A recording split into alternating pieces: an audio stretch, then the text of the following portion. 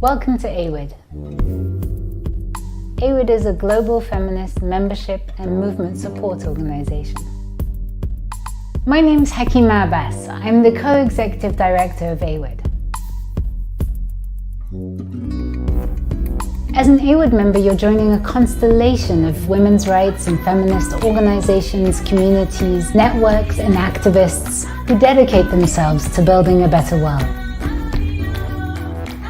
At AWID, we believe in the power of feminist movements to take action, transform lives, and create just society.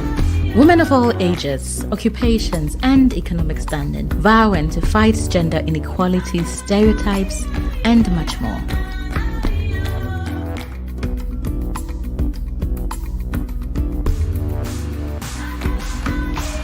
We're delighted to have you join us and thousands of other feminists from around the world to build our collective power by sharing, learning, and taking action together.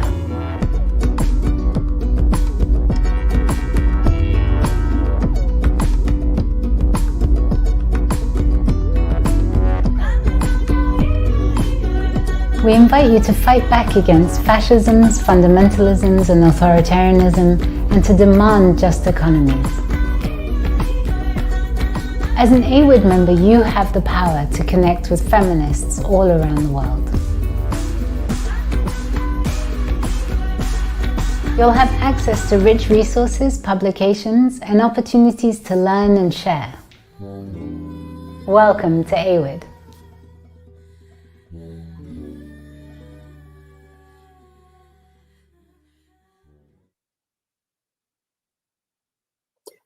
Welcome to AWID's Feminist Realities. Today I'm talking to two filmmakers, Chiang and Johnny Symons, about the documentary Outrun, released in 2016. Outrun follows the journey and campaign of Bems Benedito, the first transgender woman in the Philippine Congress. I am Margarita Salas, Maggie. I'm the communication strategist at AWID. I'm also a feminist and LGBTQ activist, and curiously enough, I founded a political party also in Costa Rica. So very happy to be talking about politics and feminism here. AWID, as you heard, is a global and feminist membership movement support organization working to achieve gender justice and women's human rights worldwide. As part of AWID's Feminist Realities journey, we launched the Feminist Film Club, a collection of short and feature films selected by feminist curators and storytellers from around the world, including Jess Snow, Asia Pacific, Gabriel Tesfaye, Africa or African Diaspora, also Ezra Osman from Southwest Asia and North Africa. And we also have a Latin America and Central America program coming up, curated by Alejandra Laprea from Venezuela. We'll launch it in September during AWID's Festival for Feminist Movements, which we'll be releasing more info about very soon, mid-July. The film we'll be talking about today is Outrun, which was released in 2016. It follows the leader of the world's only LGBTQ political party, Bems Benedito, who dreams of being the first transgender woman in the Philippine Congress. But in a predominantly Catholic nation, rallying for LGBT representation in the halls of Congress is not an easy feat. Bems and her eclectic team of queer political warriors must rethink traditional campaign strategies to amass support from unlikely places, taking their equality campaign to small-town hair salons and regional beauty pageants.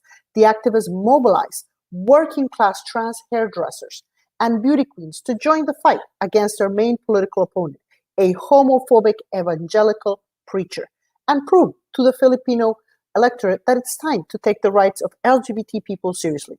But as outsiders trying to get inside the systems, will they have to compromise their political ideals in order to win? Culminating on Election Day, Outrun provides a unique look into the challenges LGBT people face as they transition into the mainstream and fight for dignity, legitimacy, and acceptance across the globe. Before we meet Leo and Johnny, let's watch the trailer for their film, Outrun, that we'll be discussing today.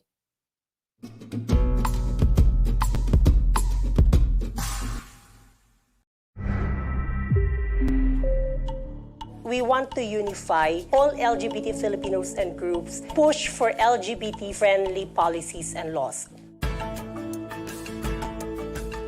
transgender women. We always have to prove ourselves. I get those comments that I'm not good enough, I'm not smart enough to be a representative in Congress. The LAD party list is the only LGBT political party in the world. Baglang abogado po. Abogado ka? Abogado po ako, pero bakla, pero proud po. I was engaged in sex working and I was not happy.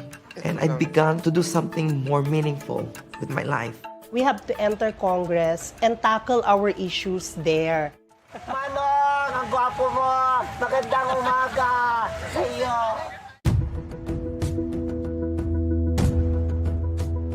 It's all us going around the country and campaigning. Huwag kayong magbabago na! Alisin niyo yan, wag! This is exactly what we're fighting for, to be who you are. A lot of what we're fighting for here has echoes in what's happening in other parts of the world. If LAD will not win, I will not even have a face anymore to my community. Let's do our part and make history.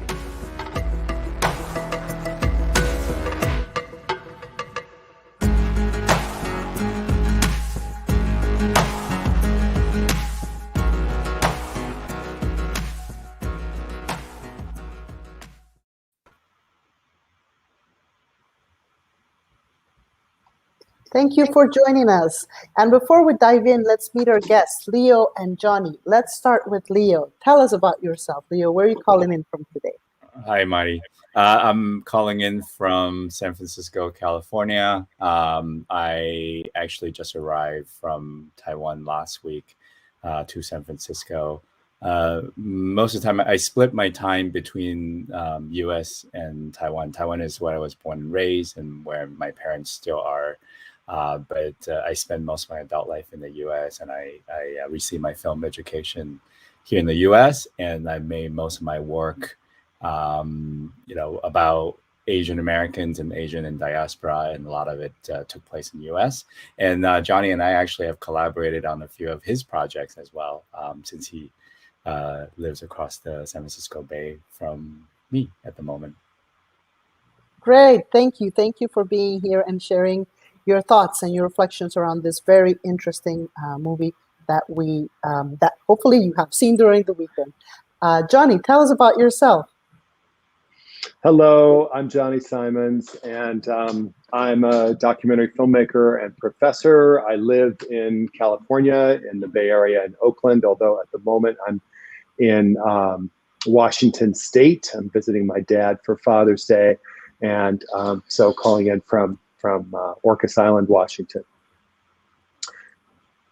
Great, thank you for making the time to talk with us today.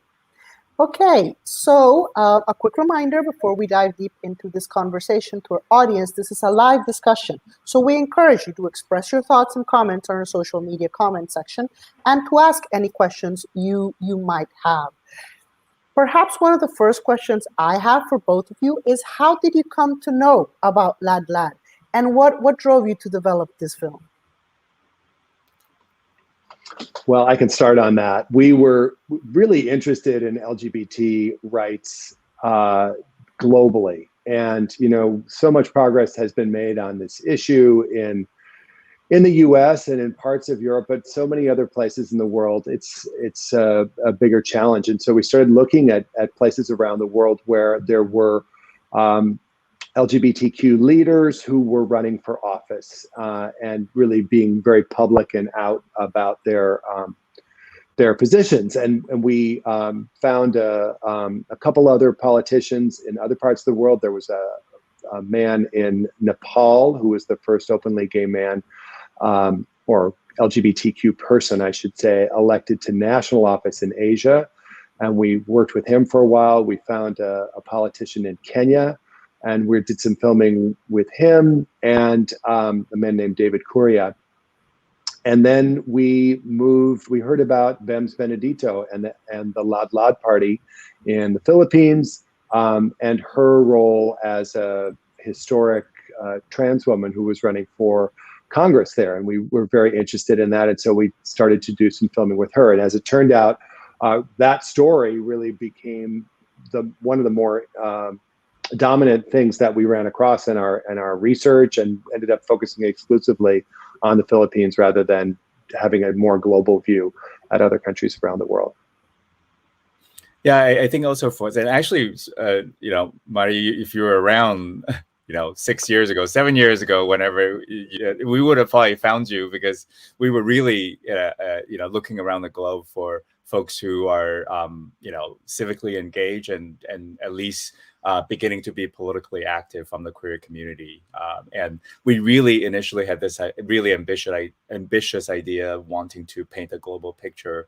But it became really quickly apparent to us that having not just one person, but entire group, as you can see from our film, Bems definitely is the leader and the main character of our film. But we had several supporting characters from different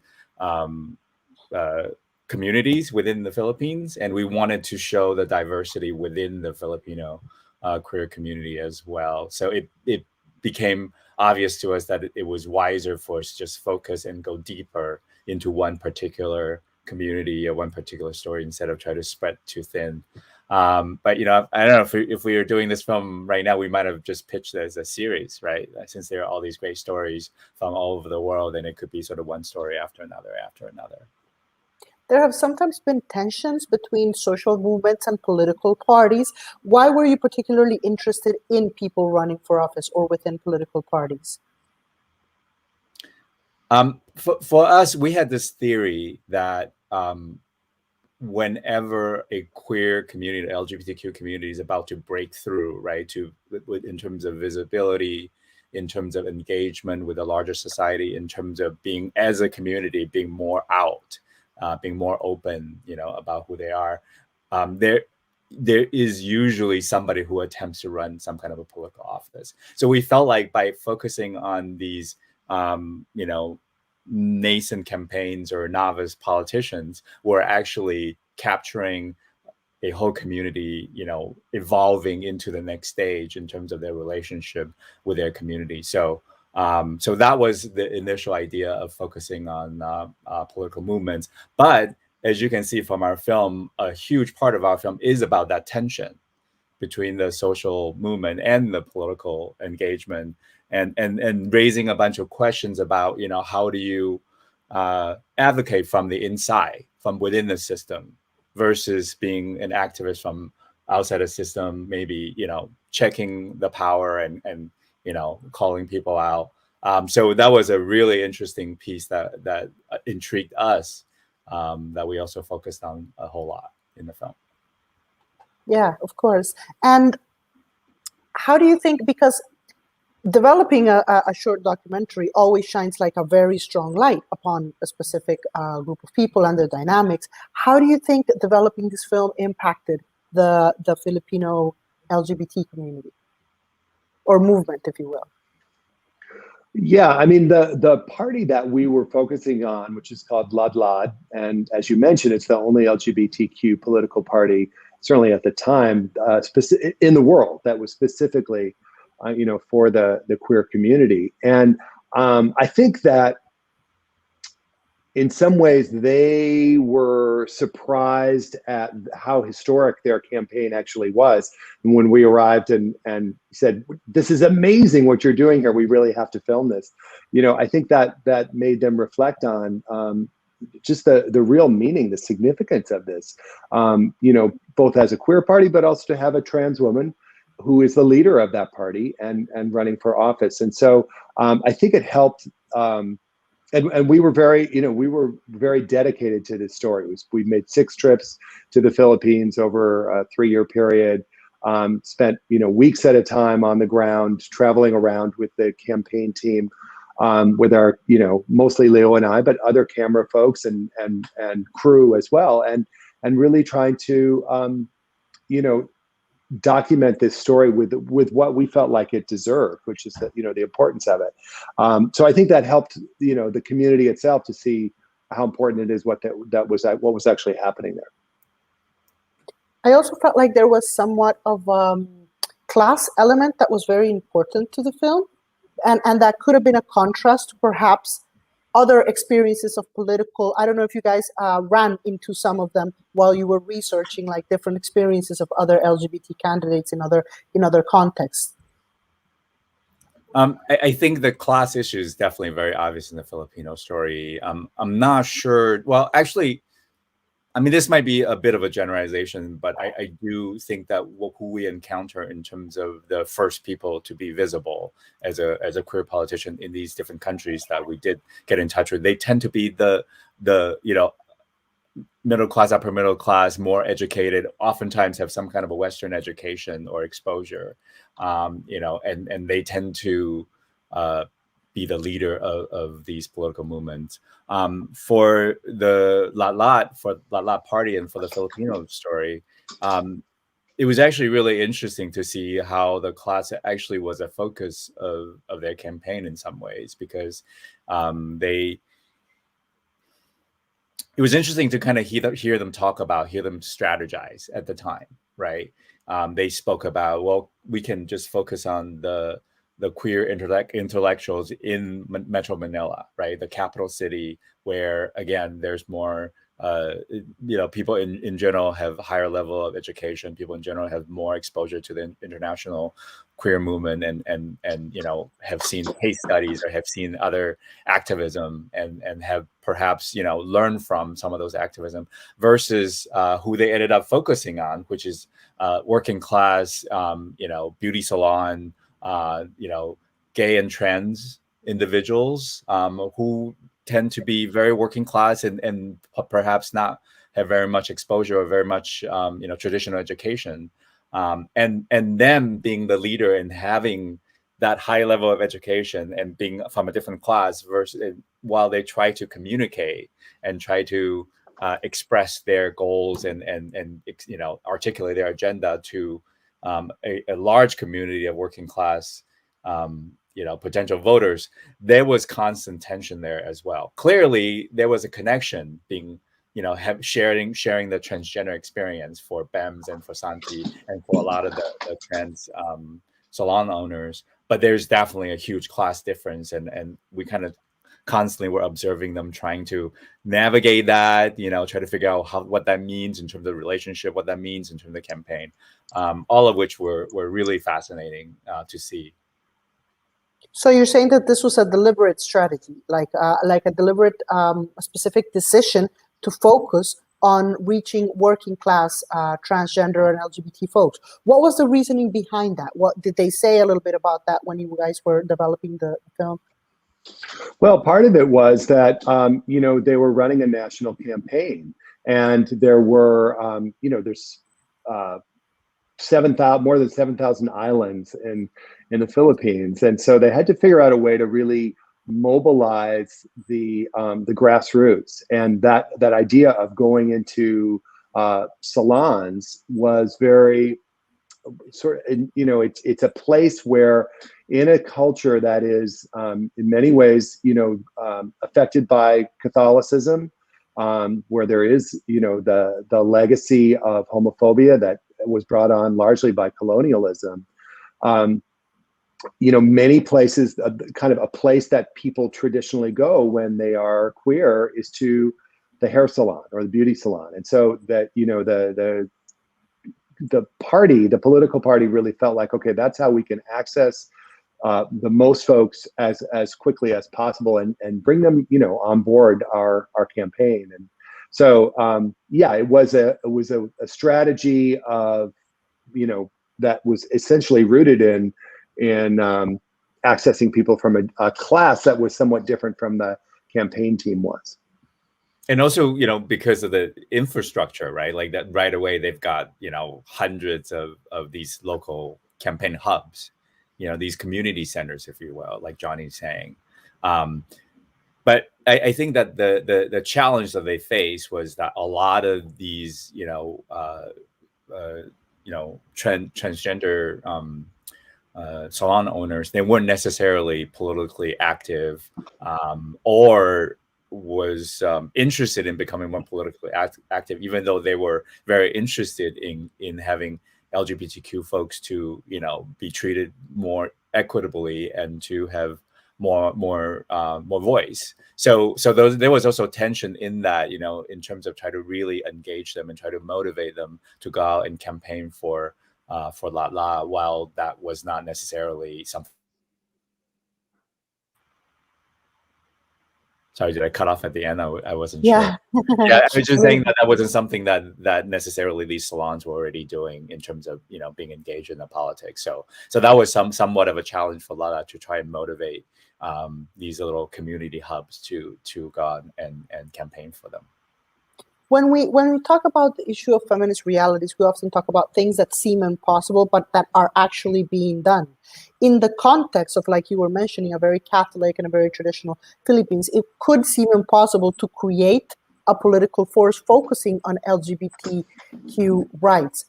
What do you think, or from your experience in getting to know this initiative, why did they think it was possible? What made them think, like, this is the time, let's go for it? Well, for one thing, they had run a campaign 3 years before, and they came very close to winning a seat. And so they really felt like, and there were some obstacles that they faced at that time. Actually, the Supreme Court, there was some legislation where their party was almost blocked, and they ended up finally getting cleared to run just 3 weeks before the election. And they managed to do very well and almost got a seat. So they thought, okay, this, the time is right now for us to try again. With any campaign, it's complicated. There's a lot of other factors in there. And you mentioned the whole issue of compromise. And, part of what was happening at that time that we were filming, this was 2013, is that the marriage rights movement globally was really kind of beginning to catch steam. And it was hard to tell, how in a very Catholic country that would be received. So that became a real stumbling block for the party to try and figure out, as a queer party, as an LGBTQ party, are they going to advocate for same-sex marriage, or are they going to say, no, that's going too far, we need to take it slower and get more votes, win more ally votes by being more cautious on that issue. So those kinds of tricky political decisions were very much at play while we were filming. And now that you mentioned this was probably one of the possible tensions within the movement and the party itself. How did the LGBTQ movement in the Philippines react to the creation of an LGBT party? It was complex because they were already, if I remember correctly, they were already, out queer women who were very active and holding leadership in the Gabriela, which is the women's political party, the Women's Party List Party. And that party is actually one of the stronger and one of the most active party list parties in the Philippines. So they were out queer individuals in other parties, but there was not one that was leading the party, and there was not one that was dedicated to serving the community. So, I think that in principle, everybody probably supports the idea of having, an out and proud, very active and very vocal and very visible queer political party. But at the same time, like any politics, there's definitely some behind the scenes, jousting for power and position. So that's actually, over and over again, we found a lot of contradictions, in our experience there. And even, as you're mentioning, being a Catholic country, it is a very Catholic country, but it's also, in my personal experience, Manila, at the very least, was the place where I saw the most outward, gender fluidity being expressed so outwardly, so openly. And it was very surprising to us because we thought, oh, this is should be a very conservative, very, very Catholic country. But the two things exist. The La Party was having discussions with the Archbishop, or it's just things were really, really fascinating and really surprising to us. I think that in the political scene, sometimes things are seen only from the perspective of like we won or we lost. But I think there's an interesting exercise of mapping the different things. And in the film, you point to some of those wins. Do you think that as a product of this experience, the movement and the issues of LGBT rights became stronger within the country, or what do you think happened there? Yeah, I would say it definitely, things became stronger. It was very empowering for the party to, to do the community organizing that was happening and realize how much support they were getting. If, as you've seen the film, they don't end up winning in the end, but there was a lot of galvanizing of the community that mattered. And, it did lead since then to another candidate, another transgender woman who was elected to the Philippine Congress in 2016. And she very much attributes her success to the groundwork that was laid by Ladlad in their 2013 campaign. So, all of this, we know it from so many grassroots movements. We build on the work of the folks who have come before us. And I think that very much happened in the Philippines in this case. Yeah, so there's a progression, like a possibility to create something that gets built more on. And what's happening right now in the context of the Philippines with the social movements and the LGBT rights? Well, the candidate I just mentioned, her name is Geraldine Roman. And, she won in 2016 and she went on and won again. She was reelected with 91% of the votes in her district in 2019. So she's still serving. And she's helped to co-sponsor a bill which would, it's an anti-discrimination bill. So it would prevent LGBTQ discrimination in housing and employment and things like that. It passed the House. It hasn't passed the Senate yet, but it's still being considered. So, that's very much, a movement that is still happening. And the other thing is that Ladlad, the party that we chronicle in this film, is planning to run again in 2022. They just have, petitioned to be put. Hopeful that our LGBT change. You cut off it. I was just saying, I think I cut off for a minute there. The fact that Ladlad is running again in 2022 is a good sign that, things will, there's more change that can happen for the LGBTQ community. Yes, it's very, it's wonderful to see that they're being able to advance some of these issues. As filmmakers, can you talk a little bit about what were some of the challenges you faced to develop this film? There were many challenges, first of which is that we live in the U.S. and there was a traveling there is a big production, no pun intended, actually pun intended, I suppose. But we found local collaborators who work with us and help us navigate both in terms of the logistical side, but also some of the cultural elements. I think us not speaking any of the Filipino dialects was also an issue, and not knowing how the outcome was going to be. So we really kind of had to tell the story and being ready for either outcome, to turn up towards the end. We definitely wish that they would have won, but I think that there were a lot of lessons and a lot of interesting issues that were raised, or interesting questions that were raised because they did not win. And as Johnny mentioned, ultimately it did advance the movement and the community did move forward. And so we're very proud to have been given the privilege to witness the story and share it with the world. Yeah, I think that, one of the biggest challenges was our role, our relationship to this story as essentially outsiders. We are queer, we're proud members of the LGBTQ community, but we're not Filipino. And, Leo grew up in Asia, so he had some connection to Asian culture.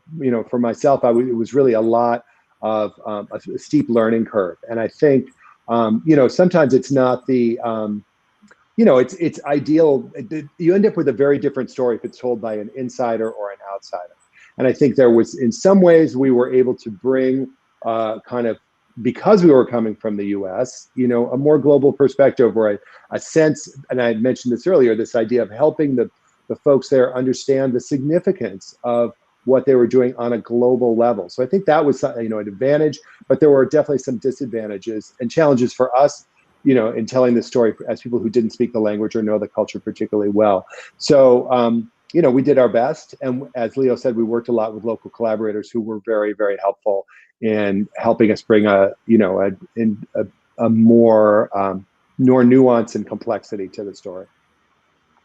Yes, you also see some of the reflections from the people running themselves. There's a point in which I find very interesting where as they're reflecting, they feel bad because they had to compromise in some of their agendas to gain some of the alliances. How was that reflection process from you? In terms of us witnessing that and understanding that that's what they were thinking about, or that's what they were doing. Yeah, I mean, in terms of like how the group was signifying that, because I think it must have been a complex moment for them. Yeah, and I don't necessarily think that they necessarily resolved it, right? It was something that they felt like they had to really contemplate and made a decision towards that direction. I don't know. I just, I feel like we were in really, really, that was the one aspect. It is about,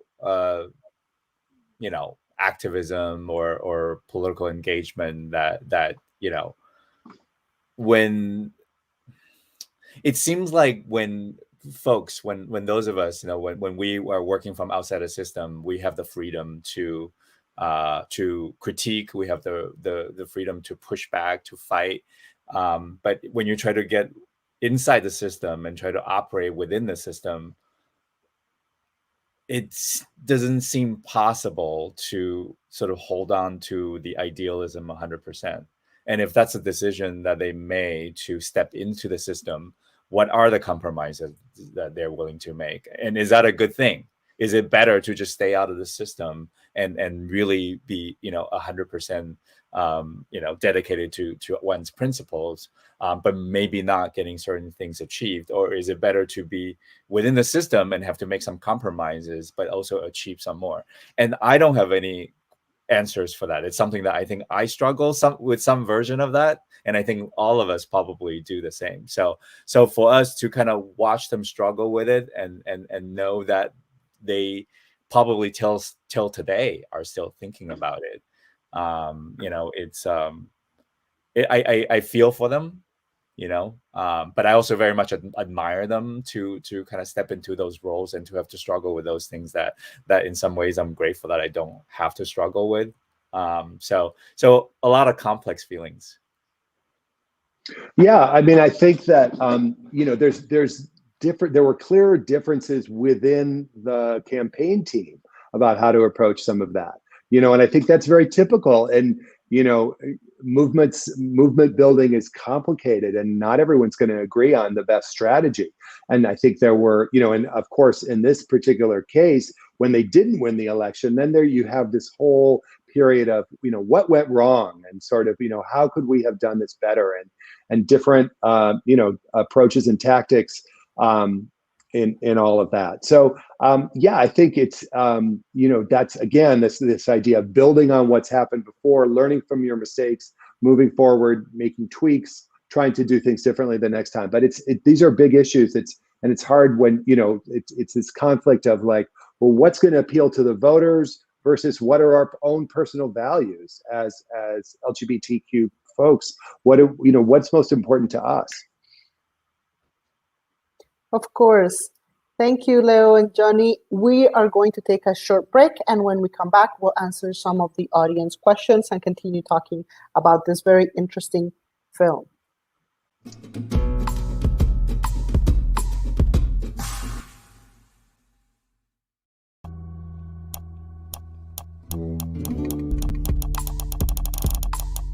Welcome to AWID. AWID is a global feminist membership and movement support organization.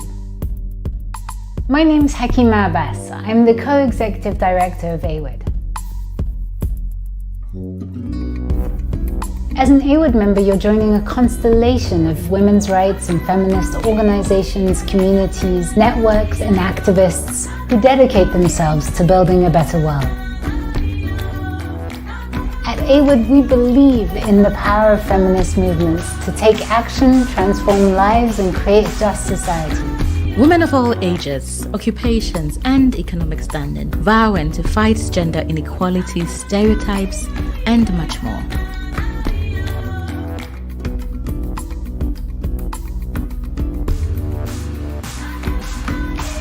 We're delighted to have you join us and thousands of other feminists from around the world to build our collective power by sharing, learning, and taking action together.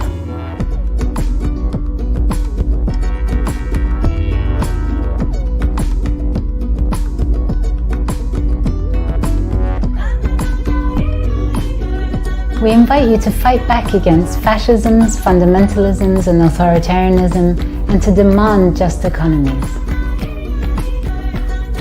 As an AWID member, you have the power to connect with feminists all around the world. You'll have access to rich resources, publications, and opportunities to learn and share. Welcome to AWID.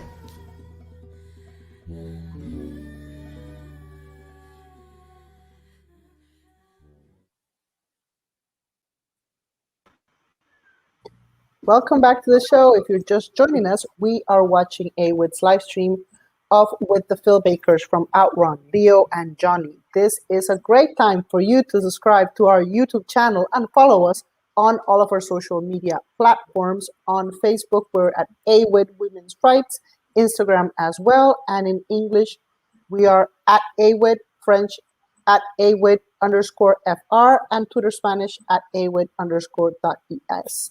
Please follow us at www.awid.org. With me on the show today are Leo and Johnny. And I wonder, as a person that was also involved in a political party, what recommendations do you think come out of this experience for other social movements in other countries that are also struggling with the whole equality and fighting for human rights? Well, that's a tough question. What do you think, Johnny? Yeah, I don't know. I mean, I was so impressed with the concept that Ladlad came up with initially, which was, okay, let's take this to it's very grassroots idea, right? Go to these beauty salons. And, that's where our community is. That's where we are known. That's where we are accepted. But also it's a place where, think about it. You go and you have your haircut, for instance, you start chatting with the stylist, right? And the stylist can say, oh, the election's coming up. Who are you voting for? I want to tell you about Ladlad. It's an LGBTQ political party and we're supporting da-da-da. And so, it's a really great opportunity, I think, conceptually for people to disseminate information, have meaningful conversations, lead some organizing efforts that could turn around and bring out the vote, right? And it's hard looking at it as we were documenting it from the outside to quite understand why that didn't happen. Part of that has to do with the political party, the political system in the Philippines, where, it's part of the reason that the LGBTQ political party exists there are a certain number of seats that are set aside in Congress for quote unquote marginalized political groups. And so that means it's great to have that level of representation, but it also means that different groups, different minority groups are pitted against each other for a certain number of seats. There's a women's party, right? There's an LGBTQ party. There is, a taxi drivers party. There's all sorts of meaningful workers, marginalized folks, but they all have to fight for the same seats. And so, it's hard to know exactly why it is that more folks didn't vote for the LGBTQ party, and instead chose one of the other, possibilities. But yeah, I think it gets back to this question of compromise and, understanding where the voters are at. And it also ultimately comes down to resources.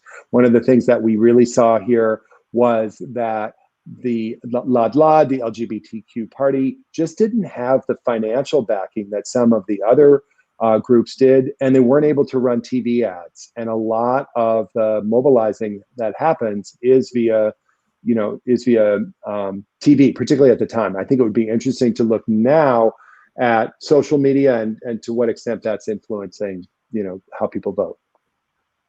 I was also thinking within a national party, as they were mentioning during the docu, most LGBT population tends to concentrate in urban centers for obvious reasons of protection and of having to move from a specifically hostile environment. Do you think it was also more difficult for them to get a seat as having to compete in a whole national list, whereas they might have gotten a good amount of votes in a more urban circumscription, but then that gets diluted as a percentage of the whole country votes? Well, I think there's an interesting struggle for them there, and sort of circle back to what I had mentioned, probably kind of outside of context a little bit, about the two choices that they had. One was to really focus really specifically on Manila. The way that party list system works, even though it's a national campaign, if the party list party can gather enough votes, to cross a certain threshold, then they're guaranteed at least one seat. And because so much of the queer community is concentrated in Metro Manila, if they would have gotten all the Metro Manila votes, they probably could have gotten the seat. But because there was this controversy of them taking certain stances that a lot of the folks, active community members who are, a lot of them very engaged and very, they're activists in Manila, that they sort of lost some support there. They had to try and sort of turn their focus on the more national. It was not necessarily that it was in reaction to them not being able to get the vote, but they had made the decision to focus on the grassroots organizations, or grassroots, the beauty salons versus the community that's more concentrated in Manila. So, but as I mentioned, I think because they were making some compromises that some of the folks, in the Manila queer community leadership did not like, they lost a lot of votes there. So, it was something that they kind of had to play. It was very much of, like a lot of the politics, they had to kind of figure out how to strategize for a specific population, etc. So I feel like the party list, and we again, like we sort of just know enough to be dangerous, but not know enough to be experts, right?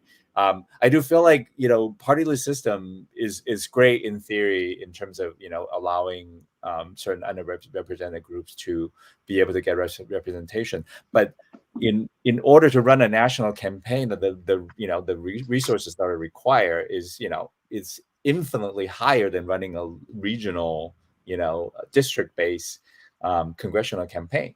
So even though yes, they have the opportunity to run, but they really have to have even more resources in order to succeed. So that's a flaw that we saw in the Philippine system. And we don't know what happens in other countries. Each country have their own quirky process. So I imagine that there are all these different challenges and all these different strategies that needs to be come up in order to address those. I thought it was interesting that there was an economic part to their platform because they chose specifically the grassroots salons. You could hear a lot of like economic topics going through, and also because they choose not to necessarily make, because when you think of an LGBTQ party, you can tend to think, oh, they'll focus on equal marriage or gender identity, but those were not the center topics they were proposing, right? I actually sorry, let me just go ahead. One thought. Maybe this is a controversial idea. I felt like, right, marriage equality on the grand scheme of things for a queer community in the, in a lot of the developing world is not the high priority. The high priorities that these queer folks are so discriminated that they can't get a job, they can't have their basic daily survival, right? So for them to focus on that is actually in some ways much more truthful to a lot of the needs of that particular community. But at the same time, I think Philippines is unique because I don't know if you have quite as many, sort of like larger working class community being out elsewhere in the world, right? Again, I think a lot of the folks who have gotten to a point where they can economically and socially feel secure enough to come out, they have certain kinds of safety net or certain kinds of exposure. So that was a really interesting piece in particular for the Philippines. So sorry, Johnny.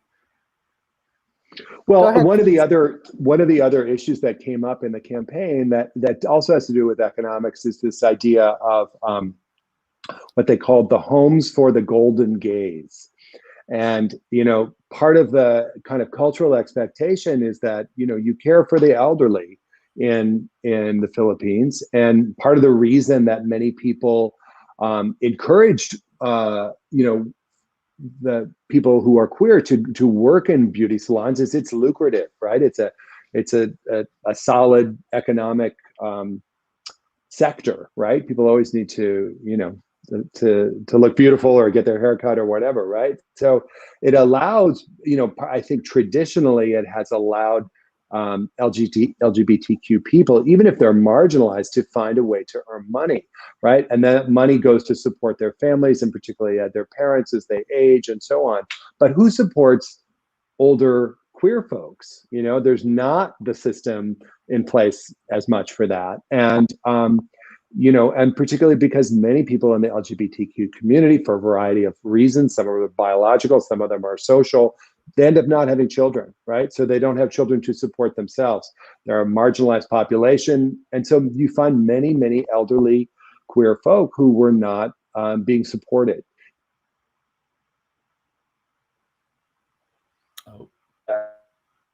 Party really tried to use to mobilize people.